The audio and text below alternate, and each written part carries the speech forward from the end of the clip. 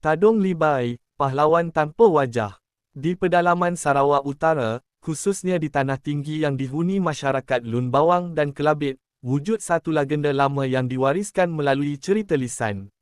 Legenda ini tidak tercatat dalam sejarah bertulis, namun kekal hidup dalam adat dan ingatan masyarakat setempat. Kisah ini dikenali sebagai Tadong Libai, pahlawan yang digelar pahlawan tanpa wajah. Nama Tadong Libai dipercayai bukan nama sebenar, tetapi gelaran. Istilah Libai merujuk kepada sesuatu yang ditutup dan tidak wajar dipertontonkan. Sejak kemunculannya, Tadong Libai tidak pernah dilihat tanpa topeng, menjadikan identitinya satu misteri yang tidak pernah terungkai. Menurut kepercayaan masyarakat setempat, Tadong Libai pernah terlibat dalam perang roh, satu pertembungan antara manusia dan kuasa alam halus yang berlaku apabila keseimbangan adat dilanggar. Dalam peristiwa itu, wajahnya dikatakan terbakar oleh api roh, mengubahnya bukan sekadar secara fizikal, tetapi secara spiritual.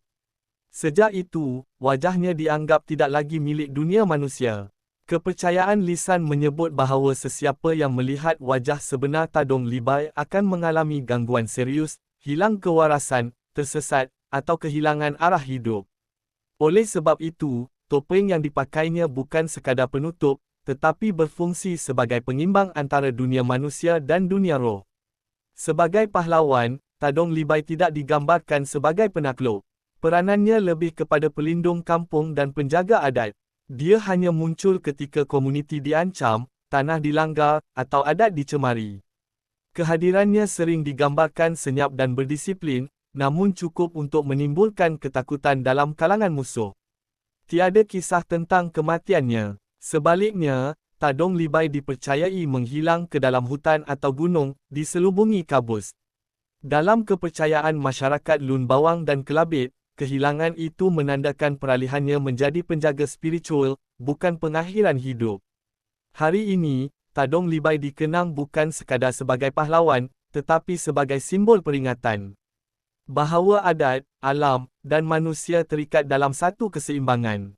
Dan bahawa tidak semua kebenaran patut dibuka, kerana ada kuasa yang lebih selamat dihormati daripada dipandang.